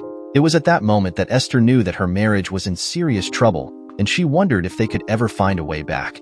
But beneath her frustration, anxiety, and fear there smoldered a core of resentment and anger. He should be more understanding, more aware of what her job demanded of her, more supportive. John returned late that night. He had parked along the riverfront and had walked. He wasn't quite sure how far, but it seemed miles. He returned to his car exhausted in both mind and body. His head figuratively tossed the ball of his marital discord around endlessly. He had berated himself. What's the use of agonizing over this? The end was self-evident. Quit the bullshit, get the goods, and get it over with. This festering wound had to be cauterized, or you'll bleed to death. He entered a dark and still house. He saw that it was after midnight, and he softly crept up the stairs and into the guest room. Too tired to undress, he kicked his shoes off, laid back on the bed and, despite the devils plaguing his thoughts, fell into a deep and dreamless sleep. The next day was chilly in the Watsons' household. John and Esther avoided each other as much as possible, and when the taxi pulled up late in the afternoon, Esther just picked up her briefcase and suitcase and left without a word to her husband. John looked through the window as she entered the cab and pulled away. He started to have second thoughts about his trip the next day. After all, what did it matter now? Esther's departure seemed a fitting end to the relationship. Did it really matter if she was going to shack up with Moriarty? No, I want the proof, he thought to himself. I want hard evidence. I don't want there to be any doubts. Was it to justify his paranoia? It was a very different-looking John Watson that checked into the hotel the following morning. Wearing a Phillies baseball cap, the silly horned-rim glasses, plaid shirt, and denim jeans and jacket, he looked a far cry from the staid academic that everyone was used to. He was shocked at how different he appeared. He became quickly convinced that he really wouldn't have to worry too much about being spotted or recognized. It was now after 11 a.m., and he knew that Esther would be out. He figured that she wouldn't return until later in the afternoon or evening. He would plant himself in the lobby, in a spot he had already chosen. The large, artificial palm would screen him to a degree, and the light in that corner was dim. Another advantage was that he would be able to see the elevators from that vantage point. From the check-in desk, John started for his room, then hesitated as he saw a hotel shop featuring fresh flowers. He entered and picked up a business card for the establishment, then turned and left. Moving into an alcove, he pulled out his cell phone and dialed the number of the florist and ordered a dozen roses to be delivered to Mrs. Esther Watson. He specified that the flowers be delivered to her room within the next hour. John then strode into the lobby again and sat and waited. It wasn't too long before he saw a bellman carrying a vase of red roses leave the shop and head for the elevator. John was close on his heels and entered the elevator behind the bellman whose name tag read Bill. Bill pressed floor number 12 and looked questioningly at John, who just nodded and smiled. They both exited at the 12th floor. Bill turned left while John hesitated a moment, then turned and followed Bill slowly. He saw Bill knock on a door, wait a bit, and then use a passkey to enter. The room number was 1212. John smiled, turned and quickly headed to the stairs. He didn't want Bill to find him wandering the hallway. At floor 11, John went to the elevators, saw one descending, waited a bit, and then pressed the down button and exited on floor 9 where his room was located. John was seated in the lobby in his previously chosen location at approximately 4 o'clock. He sat with a newspaper on his lap, making a rather negligible attempt to read in the dim light. His eyes would wander occasionally to the wall clock where the minutes seemed to tick away in slow motion. Finally, at 6:33, John saw Esther enter the lobby. With her was a tall, slender blonde man who, despite the years since he had last seen him, he recognized as James Moriarty. They didn't seem to be in a good mood. They appeared tense and lines of frustration seemed etched on their faces. It appeared that the negotiations had not gone well. They said very little to each other, but John saw Moriarty take Esther's elbow. He tried to move her into the dining room, but she pulled away, shook her head and headed to the elevators. Moriarty shrugged and followed her, John staring intently at the floor indicator. He watched the floor numbers flash, pause on floor 8, and then proceed to floor 12. He didn't realize that he was holding his breath, and then let out an explosive blast of air. John entered the hotel coffee shop where he quickly consumed a club sandwich and an iced tea. He didn't want to be away from his location for too long. Minutes later, he was back in his chair with his newspaper, pretending to be engrossed. He sat there until a few minutes after 11, then rose and traveled to his room. His suitcase was still on the bed. John was in deep thought as he unpacked, washed, and brushed his teeth. Maybe Esther is right, John wondered. Maybe I am paranoid. There was nothing that looked anything like an affair. Their body movements certainly did not appear to be anything but professional. There was no looks, no touching, no soft smiles. John shook his head impatiently. Am I really being a blithering fool? Have I really gone off half-cocked? John undressed, pulled on a pair of pajamas and got into bed, but he didn't even make an attempt at sleep. He needed to think. He needed to use his intellect to reason out what was happening. Could I have been so wrong? He wondered. John knew that he needed to try to push his emotions aside and tackle this problem analytically, something he should have done months ago. Unfortunately, being in love and suspecting that one's spouse is unfaithful isn't truly conducive to clear thinking or reasoning. John's thoughts were muddled, and he recognized that. Okay, let's finish this undercover agent fiasco, get back home, and then sit down with Esther. I've got to tell her of my concerns, my fears, and I've got to do this without having the conversation degenerate into another bickering session. It appears that every time we try to have a serious conversation about how our marriage has disintegrated, we wind up fighting. Okay, perhaps it's my fault as well as hers, but this time we either resolve to solve our problems, whatever they are, or agree that we've come to the end of our relationship, John reasoned. He then felt a sudden chill, an emptiness. John knew that life without his wife would be a pale imitation of what he had had. He would sorely miss the richness of life with Esther. He knew that he loved her, had always loved her, but he also knew that that love would die, turn bitter and sour without the nurturing that all love requires. John sighed, still confused as to what the future would bring. He turned over in bed and, despite himself, fell into a restless and troubled slumber. John woke late the following morning, but despite the late hour, he felt as if he hadn't slept much. His head throbbed and his lips twisted at the sour taste in his mouth. He quickly showered and brushed his teeth, gargling with the hotel mouthwash. Dressed in his new, quasi-Western garb, he exited his room and quickly made his way to the hotel coffee shop.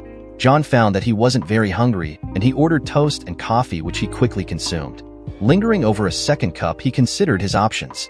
Reason now dictated that he must allow for the possibility that Esther's so-called affair was nothing more than a suspicion that grew like Topsy into a firm conviction. He felt ashamed. Jumping to conclusions not based upon reality was something entirely foreign to him. He must now be totally objective and allow for the very real possibility that all of this was a product of his own self-doubts and insecurity. John decided that he would honor the reservation he had made at the hotel for 2 nights. He would again be in the lobby, but he was slowly coming to the conclusion that there was little likelihood that his vigil would produce anything untoward. That evening, John was again ensconced in his chair in the corner of the lobby. He had a new newspaper with him, but made little effort at reading. Again his eyes wandered to the clock. It was now well past 7 o'clock, and he became just a trifle agitated, his imagination again driving him to worry. At 7:14, John breathed a sigh of relief as he saw Esther coming into the lobby, but his relief was short-lived. His wife and Moriarty were almost giddy, laughing and clutching at each other. Moriarty had his arm around Esther's shoulder and was chuckling and whispering in her ear. John saw that her face was flushed, and even at that distance he could see the sparkle in her eyes. Then both of them headed into the hotel dining room and were quickly seated, now out of his sight. Esther was euphoric. They had bulldozed all of Simmons' objections and had finally gotten his signature on the contract. All of the months of hard work and long hours had paid off, and she knew that this coup could very well land her a partnership in the firm. Her spirits were soaring, and she looked at her dining companion with affection. Despite Jim's philandering ways, he was a sharp attorney as well as a hard worker. He would share the benefits of the successful completion of this project. She would make sure that he would be given proper credit. "Essie," Jim bubbled, "I can't believe that it's all finally over. All those months we put into this thing. It almost makes me feel lightheaded." He then motioned to the waiter and added a bottle of wine to their dinner order. Esther almost objected, but mentally shrugged. "Why not?" she thought. "We deserve it. We worked hard enough for this moment." Dinner was consumed leisurely. The bottle of wine was soon depleted. Conversation flowed easily. They were both relaxed and riding highs of the success of the day. Esther looked at her watch and saw that it was almost 9 o'clock. "Okay, Jim. It's getting a bit late, and we have a flight to schedule for tomorrow. Time to wrap this up." Her words were a bit slurred. "Oh, please, Essie. Late? You've got to be kidding. Let's not end it now. You know it's early. Let's go into the lounge and relax a bit. We're both riding highs. We need to come down. Let's have a couple of drinks. The night's young. Come on. I am strung as tight as a high wire," Jim begged. Esther paused, then laughed at the little boy expression on Jim's face. "Why not?" she thought. "It really is early. Okay, Jim. Let me go up to my room and change out of this damn suit. I'll be down in a bit, but only for one drink. That's it." John watched anxiously as Esther walked to the elevators and Moriarty into the lounge. He breathed a sigh of relief. Watching his wife enter the elevator by herself, he almost stood to return to his room, then decided to enter the lounge and have a drink. He needed something to release the tension that had gripped him at the sight of Esther and Moriarty entering the hotel, arm in arm. John found a stool at the far end of the bar where he sat and ordered a scotch and water. Looking around, he spotted Moriarty in a far corner booth and wondered why he had chosen to sit there. He turned his head quickly, not wanting to be noticed. Shifting a bit on the stool, John saw that the mirrored backdrop of the bar gave him a good view of that area of the lounge. He was able to inspect Moriarty without turning his head, and he was confident that he wouldn't be recognized, especially after so many years. John sat and nursed his drink, letting the tension flow from his body. By now, he felt fairly confident that his fears were groundless, and he was mentally rehearsing scenarios of apology. An apology that would be heartfelt and that Esther couldn't help but accept. His eyes kept drifting to the mirror, and he was puzzled that Moriarty still sat there nursing the one drink that he had ordered from the bar girl. Few of the booths were occupied. The place seemed almost empty. John glanced at his watch and saw that it was almost 9:30. He started to rise to leave when he felt his stomach clench and his throat tighten. The woman walking into the lounge was Esther, and she was now wearing a simple white silk blouse, a tight black skirt, and a string of pearls around her neck. John recognized those pearls. He had given them to her on her 40th birthday. She glanced about and saw Moriarty seated in the far booth. John steeled himself not to move or look in that direction, but he could see clearly in the mirror as Esther moved a bit unsteadily to the booth. Moriarty had scrambled out and was standing, waiting for her. He took her hand and motioned her into the booth and then slid in beside her. John was too far away to hear any of their conversation, but it really wasn't necessary. The picture of the two of them together said far more than mere words ever could. John saw Moriarty wave the bar girl over and order drinks. He smiled, almost surreptitiously, at the young girl and slipped her what appeared to be some money. It wasn't long before the drinks arrived, and the happy couple sipped and chatted. John had his eyes glued to the small portion of the mirror that showed what was happening in that far booth behind him. He saw his wife smiling, laughing, glowing. He saw Moriarty stroke her hand and touch her arm as he spoke softly. John felt the hot coal of anger burning in his gut. There was no longer much doubt. He sat there quietly, feeling an almost out-of-body experience, his thoughts no longer muddled or chaotic.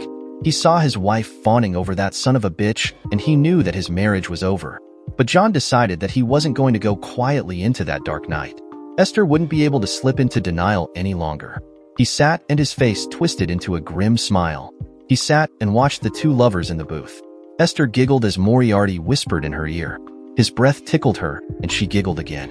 Between the bottle of wine at dinner and the two rather strong drinks she had just consumed, she was feeling little pain.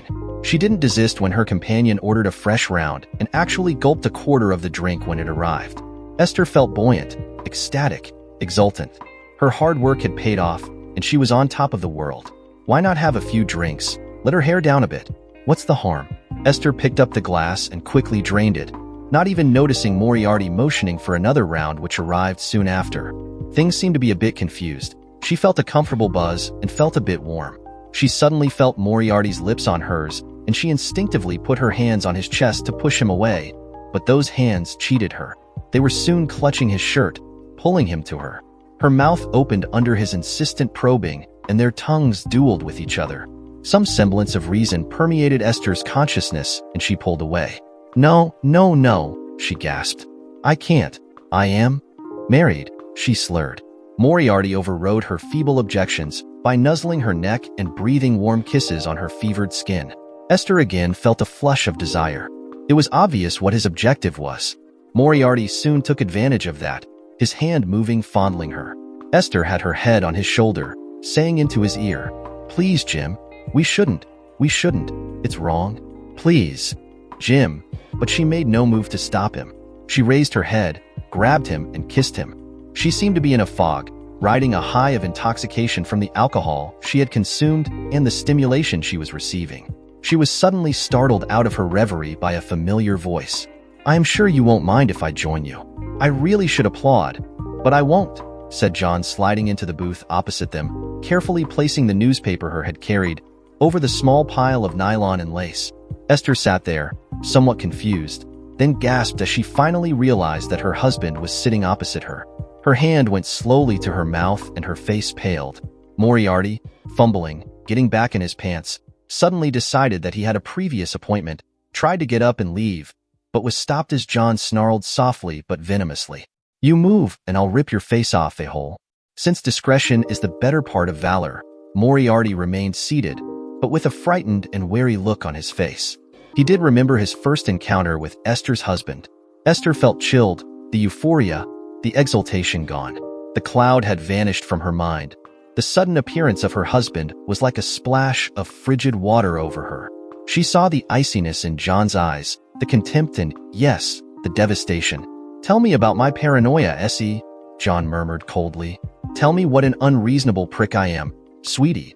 How I should be more understanding, more supportive." John turned to Moriarty, who was fidgeting, obviously anxious to be off. "I should thank you, a-hole. At least you had the manners to pull your hand away out of her when I arrived. I am not too certain if that would have occurred to my dear wife." Esther gasped again at those words, tears now appearing. She felt nauseous, lightheaded. The man seated across from her was not the man she recognized as her husband. It was not the strange clothing, but the sneer on his lips, the eyes that were now so cold, and yet burned with a terrible intensity. Then, with a shock that pierced her, she realized that those eyes radiated hatred. "I really should apologize for the intrusion.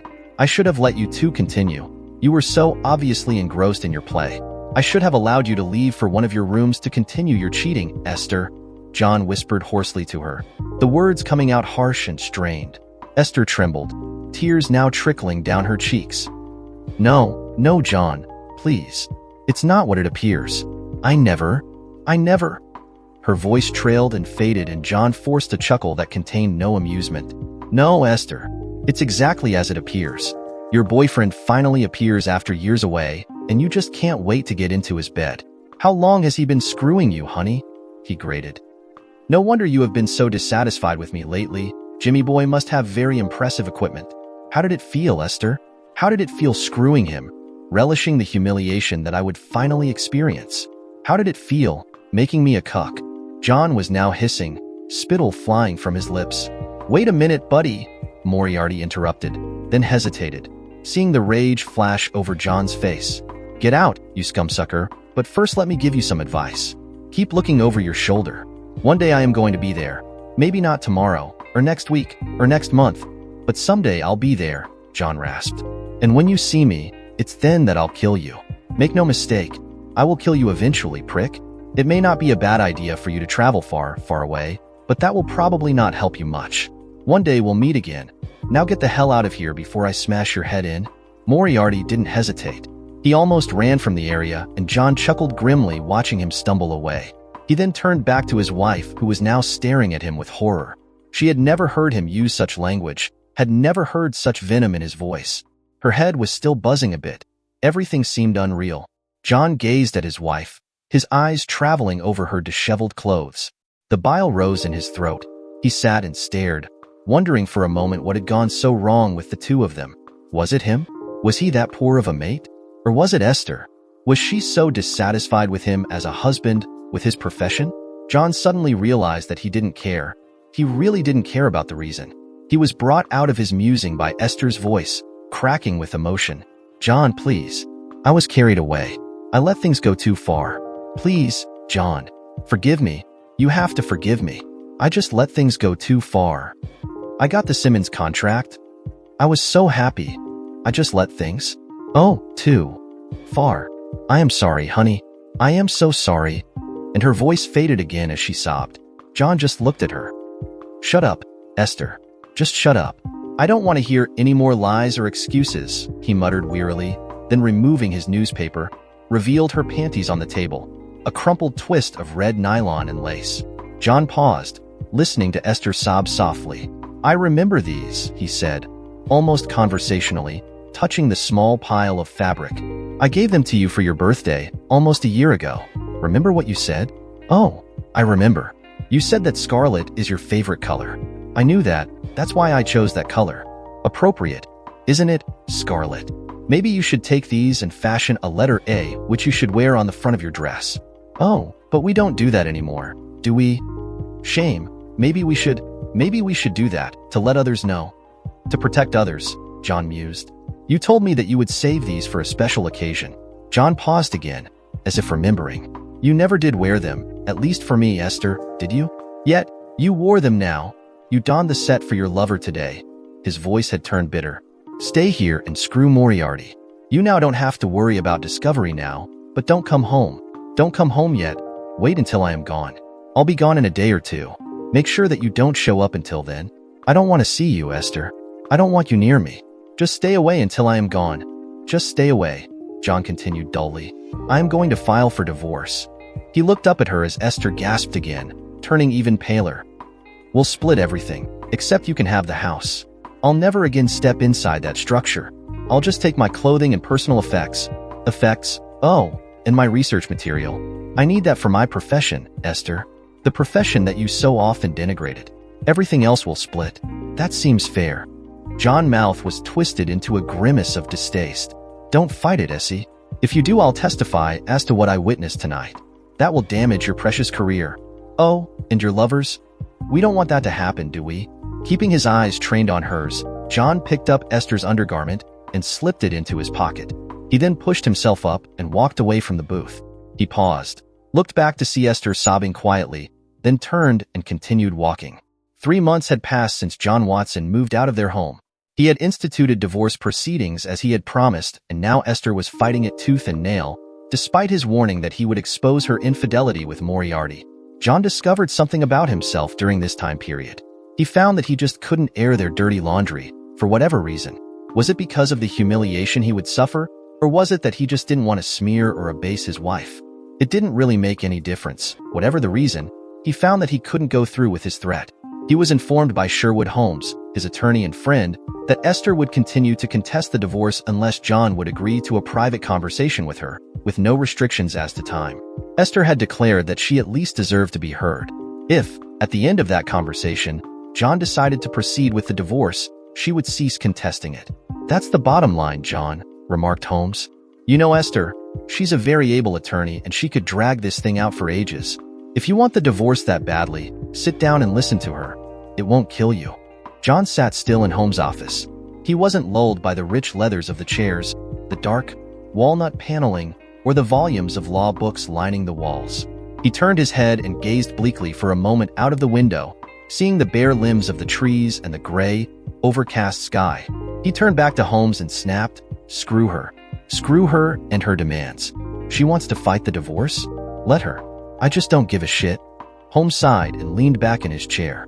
John, listen, we've known each other for a hell of a long time. I am more than your attorney. I am your friend also. Don't forget. This mess is going to wind up costing you a fortune. Money that you don't have despite the break this firm is giving you, at my insistence. Sit down and listen to her. Then you can get your life started again. John shook his head. No, Woody, I won't sit with her. I won't speak with her. I just won't. I know you think I am being pig-headed, but I know what she's going to say. Believe me, I could write the script.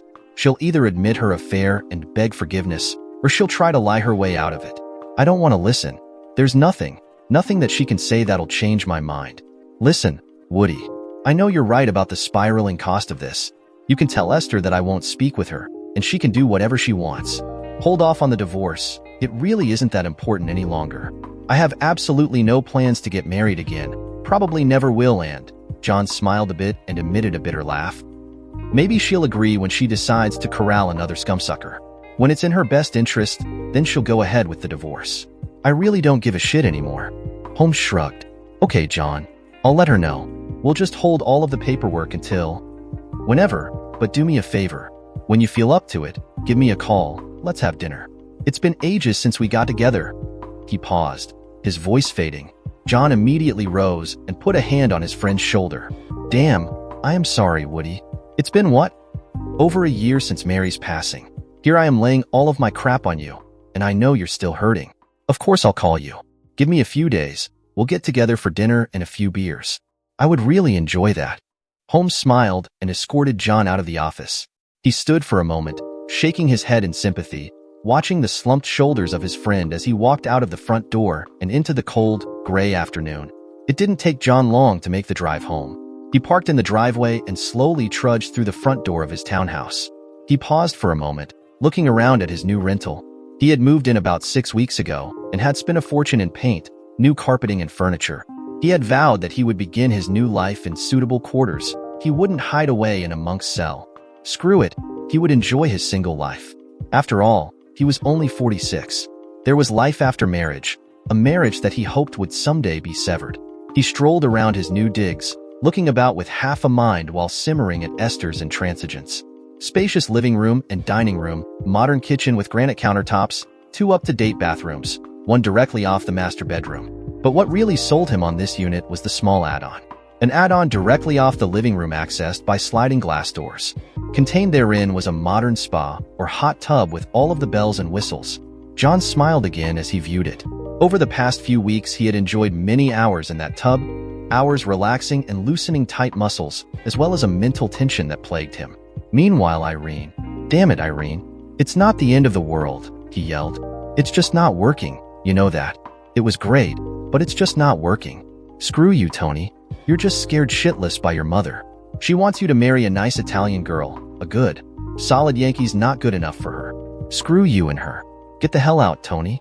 Who needs you? Irene's voice broke and she turned away so that her now ex-boyfriend, Tony Mazza, wouldn't see her tears. Tony stood still for a moment, a genuine look of regret on his face, then turned and left, quietly closing the door behind him. Irene sighed and threw herself onto the sofa. Her tears had ceased and a wry smile appeared on her lips. It wasn't as if she truly loved Tony. It was just so frustrating that she couldn't hold on to a man. What the hell is wrong with me? She wondered. Why can't I find someone who can truly love me? Why, after all these years, can't I find someone with whom to share my life? Taking a deep breath, Irene headed for the bathroom, sat and emptied her bladder.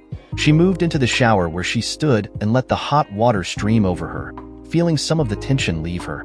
Soaping herself quickly, she rinsed and stepped out of the cubicle. Taking a towel from the bar, she dried herself and tossed the towel over the shower door. Reaching for her robe, Irene paused and turned to the full-length mirror on the bathroom door. She examined her reflection critically. She saw a tall, mature woman in the prime of life. Her dark hair was now shorter than usual, curling around her face. Her light, olive skin was flawless. She then grimaced and muttered, "Shit." Flinging the door open, Irene impatiently shrugged her robe over her shoulders and threw herself onto the bed. Picking up a novel she had started, she opened the book and tried to interest herself in the banal plot before slamming the book shut and tossing it from her. "Damn it, I need a drink," she said aloud. She rose from the bed and walked to the kitchen where a few bottles of whiskey were stored. A glass, some ice cubes, and a splash of bourbon completed her task. Returning to the living room, Irene sank gratefully into an easy chair, sipped her drink and again wondered where her life was going. "Damn it, stop feeling sorry for yourself, girl," she muttered. "I need some company. I need to get out. I can't stay here feeling sorry for myself." An idea lit up her eyes, and she moved to the phone and dialed. "John," she exclaimed when she heard his voice. "It's Irene. Are you busy? I would really like to come over." She paused and listened to his reply. "That's great. I'll see you in an hour or sooner." Darkness had started to fall as Irene pulled into the driveway. Quickly exiting her car, she moved to the front door, and before she could ring the bell, the door opened, and John pulled her into the warmth of the foyer. "Perfect timing, sweetie. The delivery guy was just here, and everything is still hot. Come on, give me your coat and let's eat." John laughed. "Wow, John, you know how to sweep a girl off her feet. This is perfect. I didn't even realize that I was hungry, but now that you mention it, I am starving. Lead the way." They chatted amiably as they devoured cartons of Chinese delicacies. Then, discarding empty and half-full containers in the trash, they retired to the living room with the remnants of the bottle of wine that John had opened. Filling their glasses with the last of the wine, John tossed the empty bottle in the bag with the rest of the refuse. They continued their banter until their glasses were empty. John looked down, considered opening another bottle, then looked up at Irene. "You know what? Enough with this silly stuff. Let's get serious." He then rose and retrieved a bottle of good scotch from the cabinet bar. Splashing a goodly amount in 2 glasses over ice, he gave one to Irene and settled himself opposite her in another easy chair. He eyed his friend owlishly, already a bit buzzed from the wine. "Okay, sweetie, lay it on me. It's my turn. What's bothering you? Tell Uncle John," he said gently. Irene laughed and sipped her drink. "You know, this is really good. I never realized that you had such good taste in liquor." John sat there quietly, stared at her, and said nothing. "Oh shit," she muttered. "I guess you know me better than that. It's Tony. He broke up with me today." "Chris Sake, John. What the hell is wrong with me? Am I that much of an ogre? Why can't I keep a man?" she asked plaintively. "You really want to know, Renee? Because if you do, I can tell you. It's no big mystery, if you're really sure you want to know." Irene sat quietly for a moment, startled at his comment, at his question. "What the hell do you mean? If you knew, why the hell haven't you told me before? Why did you keep your mouth shut, John?" It was obvious that she was more than just a bit irritated. John waved his hands defensively. Hold on, Renee. Esther never let me say anything to you. She didn't want to hurt your feelings. I didn't agree with her, but I figured she might be right. But it doesn't make any difference now. Who gives a shit what she thinks?" John sneered and then laughed. "It is you, sweetie. It's your fault, and I'll tell you why. It's because you always latch on to schmucks, pricks. You choose unwisely, Renee. I tried to hint about that to you in the past, but you never saw it. Shit. Why do you think that we never really catoned to any of the losers you brought around?" "Look, sweetie," John assumed a serious tone. "You're a beautiful, intelligent woman. You can get almost any guy you want, but the guys you choose break your heart. Think about it." Irene sat there, her mouth open. At first, a surge of anger flashed in her eyes. It was difficult for her to accept what John had just told her. He had intimated, no, flat out told her that she was an idiot when it came to men. She wasn't stupid. After that first moment of resentment, she quickly digested the information that John had given her and quickly came to the conclusion that he was right. The men in her life were pricks. She had never had a decent relationship, a relationship that hadn't ended badly. "Son of a bitch," she whispered. "God damn it, you're right. Why haven't I seen that before? Why do I do that? Maybe I need a shrink. Damn, now that I look at it, you're right. Maybe I am a loser too, and that's why I choose losers." Wrong, John protested, getting to his feet. "First, let me refresh our drinks." While John was refilling their glasses, he continued. "You're no loser, don't start that. But you may be right. Maybe you should see someone who can help. That may be a really good idea, kid." John hesitated and then let out a grim chuckle. "Maybe I should do that too. My head isn't exactly screwed on too well." They sat and looked at each other for a moment. John then tried to stifle a chuckle. Irene smiled tentatively, and it wasn't long before the two of them were roaring with laughter. "Boy, are we a pair?" groused Irene, taking another hefty swallow out of her glass. "Well, at least you had almost 20 wonderful years with one woman." She immediately put her hand over her mouth, realizing what she had just said, seeing John's eyes start to tear. "Damn, I'm sorry, John. That just slipped out. Please forgive me. I wasn't thinking." "Nah, that's okay, Renee. You're right. For the most part, they were wonderful years. That's what makes this situation so tragic. Now all I do is wonder how many other men she's been with over those wonderful years. See what happens when you lose the trust you've had in a loved one. Everything becomes suspect," John replied sadly. "Enough with that crap. Let's me refill these glasses." "I am glad that you came over, Renee. We can get drunk together," John laughed. So the two friends sat, chatted amiably, and slowly got tipsy, which of course was their goal. They both knew that drowning sorrows in alcohol only made them worse, especially the next morning when the pain struck. But at this point they really didn't care. "Johnny," slurred Irene, "you never let me use the... What the hell is that tub out there?" "The spa?" questioned John, trying to keep his eyes focused. "Hey, goody day. Let's get in the spa. Come on, John stumbled to her, and with arms entwined they staggered into the alcove. Oh, no swimmy suit, Johnny." Irene said sadly. I didn't bring a bikini. Oh shit. Screw it. Let's go skinny dip. What's it called?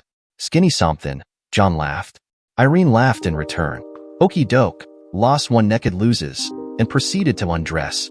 It didn't take long before they were both nude. John always kept the heater on in the spa as he used it quite often, so there was no problem setting it, especially in his present state. They stood there for a moment, gazing at each other. Jeez, John muttered, coming out of his drunken state a bit. Damn, you're gorgeous. You look marvelous, he chuckled. Irene blushed a bit, but strangely didn't feel embarrassed. You not so bad either, Johnny. This time John blushed. He laughed and muttered, See, you're not such an ogre after all, are you? Come on, let's get in. And he helped her into the swirling warm water. They sat next to each other and luxuriated in the jets of water now pounding on their bare bodies. They were quite aware of each other's nearness. His mind was a bit muddled from the whiskey, but he knew that he had to be careful. He didn't want to lose Irene's friendship because of a wrong move. Irene, on the other hand, had no such qualms. Should I make a move? Or will he? Will he become angry? Oh, hell, why not? She finally said to herself and moved closer to John. John started as he felt after a few moments. John gently pulled away from her and splashed some water onto his face. Damn, he muttered. I am sorry, Renee. Don't know what happened. Damn, I am sorry. I just can't, Renee. He put his face in his hands and just stood quietly, trembling a bit. Irene helped the now despondent John out of the spa and into one of the fluffy white robes hanging at the back of the deck. Shrugging one onto her shoulders, she led him into the bedroom where she put him to bed, as one would a small child. It appeared that John fell asleep as soon as his head sank into the pillow.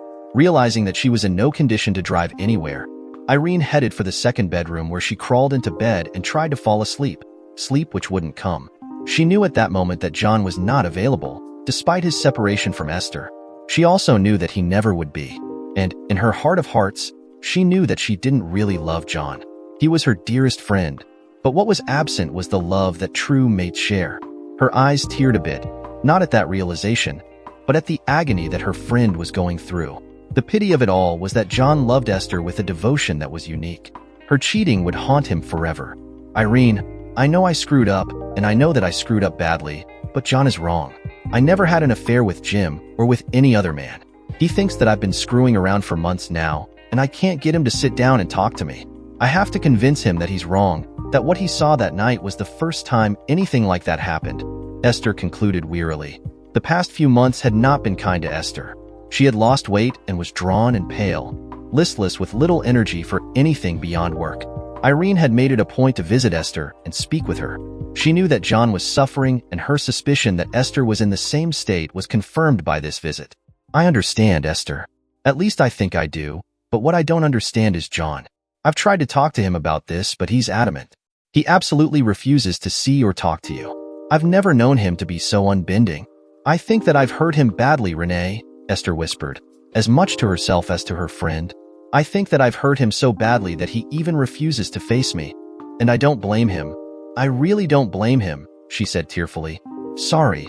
Every time I think I've no more tears to shed, I start again. Straightening up, Esther got to her feet and pleaded, Renee, could you please stay with me for a while? I need to do something, and I really could use your support.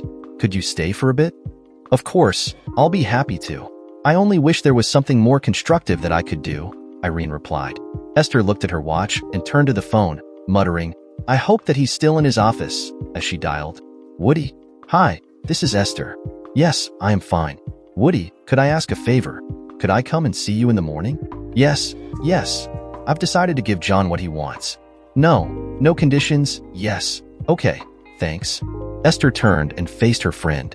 Irene, I am going to give John the divorce. I know he's not going to see me or speak with me. I am just kidding myself. He at least deserves to get some closure. I am going to give him what he wants. That's the least I can do, she said as her voice faltered. Irene had paled a bit. Esther, wait. This is crazy.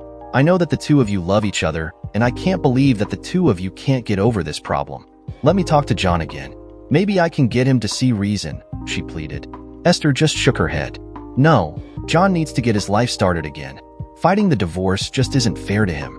He's made it quite clear that our marriage is over, and I really have no one to blame but myself. I was stupid and unthinking, and this is the result of my idiocy. I am not going to kid myself any further. Esther's voice had strengthened, then became hesitant. But please, Renee, just stay with me for a while. I really could use your support, Esther begged. Of course I'll stay. I'll stay as long as you want me.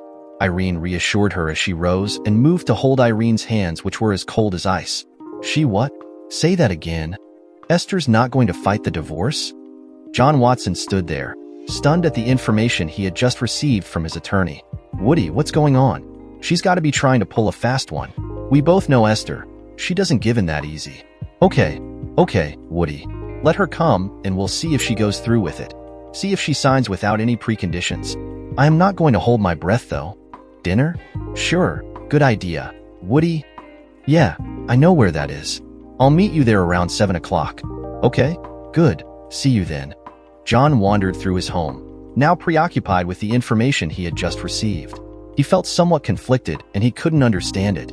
He should feel justified, satisfied that he was getting what he wanted. So why this feeling of discontent, this sense of uneasiness? This is what he wanted, right? There was really no other option. Was there? He continued to meander through living room to kitchen, back to the living room, pausing at the spa alcove, then moving into the bedroom, back to the living room where he sank into a chair. What the hell is wrong with me? He muttered. Shit, I am getting what I want, he continued. Screw it, he said aloud. I need a beer. And he went into the kitchen and got a cold one from the fridge. He lifted the bottle to his mouth and was startled by the ring of the phone. Hello? Oh, hi Renee. What's up? Renee. Forget it? Oh, sure. I am meeting Woody Holmes this evening, but you're more than welcome to join us. You heard me speak of him, Irene. No, I mean it. I'll call and tell him that you're joining us. You guys should meet anyway. Look, I'll pick you up around 6:30 or so. We'll go together, and Renee, no more nagging, okay? Yeah, so I am a hard shit, too bad. See you this evening. Bye. Later that evening, John and Irene entered the restaurant and approached the table already occupied by Woody Holmes. John, his mind still preoccupied with Esther and the pending divorce, introduced his two friends perfunctorily. He then suddenly noticed the silence and looked at his companions, still standing by the table. Irene was actually blushing. Her cheeks were blazing. And Woody, damn. He was standing there holding her hand, and it looked like he wouldn't ever let it go. Hey, you two, laughed John. You're like two teenagers meeting on a blind date. I take it that you kind of like each other? Woody also turned red and released Irene's hand. Sorry about that. Irene, cheek still pink, laughed a little self-consciously and quickly took a seat at the table. Geez, okay. What? Did you two hear bells or something? Talk about being bowled over. If I had known, I would have gotten the two of you together long ago, chuckled John. Johnny, enough you're embarrassing, Woody. And me too, for that matter. Behave yourself, retorted Irene, but with a faint smile on her face. It was an interesting evening, especially since little was said concerning the topic uppermost in John's mind. They quickly came to the conclusion that they would have to wait until Esther actually signed the divorce papers before they would know what she was up to. Any speculation now would be pointless. So dinner and the conversation was centered on Woody Holmes and Irene Adler, rather pointedly leaving John as the odd man out. This didn't disturb him one bit, and he sat most of the evening with a bemused smile on his face, watching and listening to his friends becoming more and more enraptured with each other. Their mutual attraction was so obvious, and John quickly came to the conclusion that this meeting could be very fortuitous. Perhaps Woody found someone who could finally heal the pain of his wife's passing, and Irene finally a man who wasn't a loser. Dinner over, John excused himself and headed to the men's room. Finishing his business quickly, he washed his hands and strode across the room back to his table. Seating himself, he looked at his friends inquiringly as Woody began stuttering a bit. John.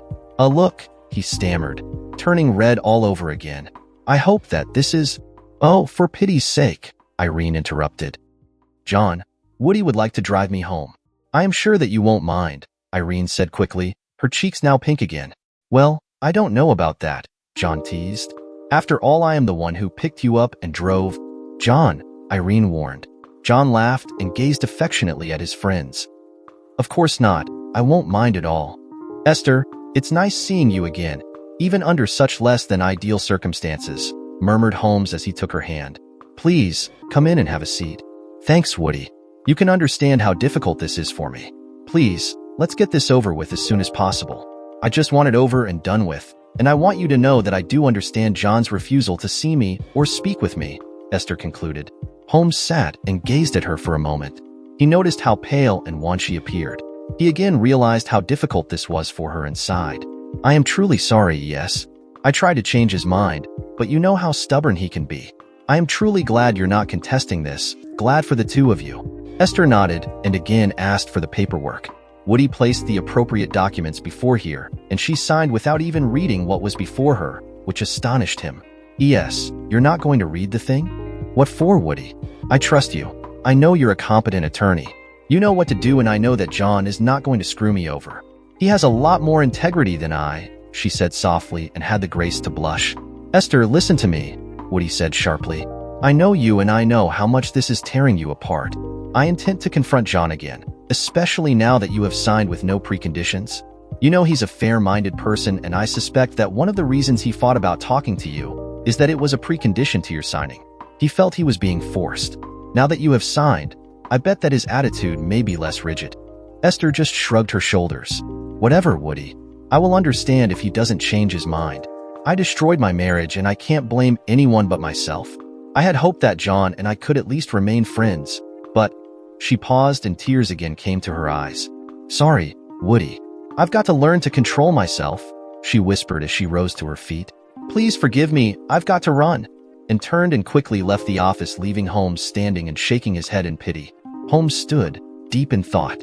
He then sat down slowly and reached for the phone. "Hello? Renee? Yeah, it's me. Listen, honey. Esther has just left my office, and I am truly worried about her. She signed the divorce agreement without even reading it through. Yeah, surprised is not the word. Listen, I know how close John is to you. Could you arrange to meet with him and tell him that it's over? That Esther has signed, and make sure that you tell him about the fact that she didn't even read the conditions of the divorce. I kind of think that we can make him feel just a tad guilty about his refusal to talk to her." Woody laughed. "Yeah, we are meddlers, but this is in a good cause." "Great. I am glad that you agree. We both know John. Once he settles down a bit, he is reasonable and rational. We both agree that he should talk to Esther, and I think that he eventually will." "Okay, you take it from here. Are we still on for tonight?" "Good. Pick you up around 7. Bye, honey." John Watson approached the door of the home that he once shared with his wife with some trepidation. He felt a tightness in his throat, and he could feel the sweat on his brow despite the chilly weather. He stood at the door for a moment, wondering whether giving in to the urging of Irene and Woody was a good idea. He truly didn't want to reopen old wounds. He truly didn't want to even think about Esther's infidelity. Every time the scenes of the hotel lounge came into his mind, he shuddered and felt his stomach heave. The last conversation he had with Irene still rankled just a bit. Irene had repeated what Esther had told her. Irene insisted that Esther wasn't trying to excuse her behavior, that it was a combination of her being high on the success of the project, the amount of alcohol she had consumed, and Jim being there with her, complimenting her, flattering her. "Bullshit, Irene," John had exploded. "You're telling me that it was just a matter of propinquity? That when she isn't near the man she loves the man she's near? Knock it off, John. You know damn well that's not what I mean," Irene snapped back. Fortunately, they were both able to calm down, and Renee finally convinced John to meet with Esther. But John almost turned to leave when the door opened and Esther stood there, silhouetted by the light behind her. "John? John, please. Please come in," she pleaded. John straightened, turned, and forced a smile to his lips, a smile which was obviously forced. "Okay, thank you, Esther," he muttered as he entered what at one time was his home. His eyes darted about, and he noted no changes. Everything seemed to be exactly as it was when he left. What did catch his eyes was what seemed to be a light patina of dust over everything, which astonished him a bit. Esther was always a rather fastidious person, and dust, or dirt, was anathema to her. He didn't comment. "John, thank you for agreeing to see me," Esther said softly. "I truly do appreciate that, and I promise that I won't keep you longer than necessary." "Okay, Esther. Woody and Irene prevailed upon me to come and let you speak with me. I really can't see how it will benefit anyone, but in appreciation of the fact that you're not contesting the divorce, I gave in and agreed to meet with you," John replied, but with no warmth, his voice flat. Esther swallowed. She knew that John wouldn't make this easy, but she was resigned to this most difficult confrontation. She knew that she needed to tell John the truth and to acknowledge her total stupidity, and she prayed that at the least he would forgive her. Esther knew somehow that his forgiveness would be a catharsis for her, a symbolic cleansing of her conscience. "John, please just listen, please." "Listening will benefit me," Esther responded, her eyes pleading with him. John paused, his eyes boring into her, nodded, then sat stiffly in one of the chairs. "Okay, Esther, I am listening," he said. Esther took a deep breath and began. "John, please, if you believe nothing else, please believe me when I tell you that I have never slept with Jim or any other man except you, and I never had any intention of doing that. I know that what you saw that night seems a direct contradiction of what I just told you, but it's the truth, pure and simple." John interrupted. "Esther, the truth is rarely pure and never simple." Esther colored a bit and again implored him to listen. "I wish I could explain my irrational behavior that night. I have thought of little else, wondering why on earth I allowed that to happen. Let me admit now, I have no excuses. For those few moments in time, I was someone of whom I am totally ashamed. I've tormented myself. I have asked myself again and again why I allowed Jim those liberties." Despite her resolve, Esther could hold back the tears as they streamed down her cheeks. "I wish that I had a simple answer for you," she continued with a catch in her throat. "The only conclusions I could come to was the relief and joy I felt at the successful completion of the contract and the amount of alcohol I consumed. You know that I have never had more than a glass of wine, ever since?" Esther paused, flushing at the memory of that New Year's party. John just sat there with a blank expression on his face. He felt his emotions roiling and his anger almost surfaced when she reminded him of that incident, but he figuratively bit his tongue. But, strangely enough, he believed her when she said that she hadn't slept with Jim or anyone else. That belief brought him no relief, but instead even more emotional conflict. "I also have to admit that I was just a little angry with you. I felt that you should have been more supportive, more understanding. I know, I was being unreasonable, but that was my frame of mind. It's no excuse, but that was part of what I was feeling. I've gone through the whole thing again and again, and even I recognize that stupidity of what I am saying to you. All of these things are so shallow and superficial, and I can't even begin to tell you how horrible I feel. But believe me, John, you can't hate me any more than I hate myself." Esther paused again and reached for a tissue to wipe her eyes. "Sorry about the tears, John. I promised myself that I wouldn't do that. Guess that's another promise that I couldn't keep," she whispered. Esther then looked at John, a plea evident in her eyes. "John, is there any way that we can get over this? Counseling, whatever. Any way we can save our marriage?" John looked at her for a moment, sighed and sank back in the chair. He gazed at his wife and felt an emptiness, a terrible sense of loss. He spoke softly. "Esther, answer this question. If I hadn't interrupted you in Moriarty that evening, can you truthfully tell me that you wouldn't have wound up in bed with him? You wouldn't have allowed yourself to be seduced? You wouldn't have been unfaithful?" Esther gasped as she recognized the inevitability of her answer. She was honest enough to admit to herself that that would have been the result of that night's activities. She suddenly knew that what John was stating was true. She would indeed have become an adulteress. She turned even paler, knowing what her answer must be, but John just waved his hand dismissively. "You see, Esther, that's the rub. You cheating our marriage when you allowed that shit to kiss you as he did. You cheated our marriage when you returned his kisses as passionately as you did. You cheated our marriage when you allowed him to undress you in that booth and fondle that which you had promised to only one man. Me, your husband, the man to whom you vowed your fidelity." John's voice had risen, and he made a conscious effort to calm himself. He didn't want this conversation to degenerate into a verbal brawl. "Do you understand what I am saying, Esther?" The question was rhetorical. Esther understood now exactly what John was telling her. For some reason, she never gave any thought to what the conclusion would be to the activities of that night. Now it was suddenly made very clear to her. She couldn't deny that. She knew that John was right. She would have wound up in Jim's bed, and she felt a surge of nausea, a sense of hopelessness. Esther just sat, shaking her head, the tears coming again. John looked at her pityingly.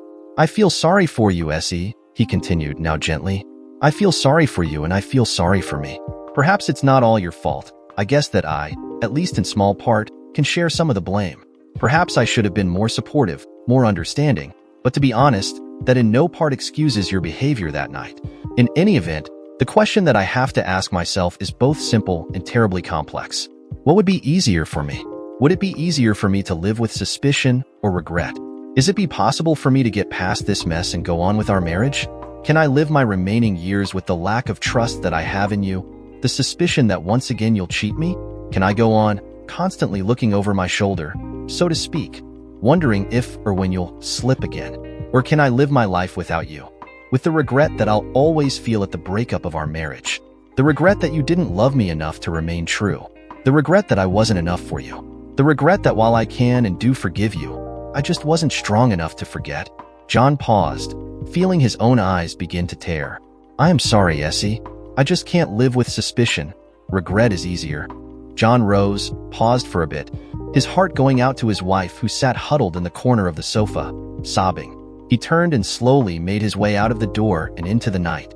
Dear listeners, please share your thoughts in the comments section below and don't forget to like, share, and subscribe.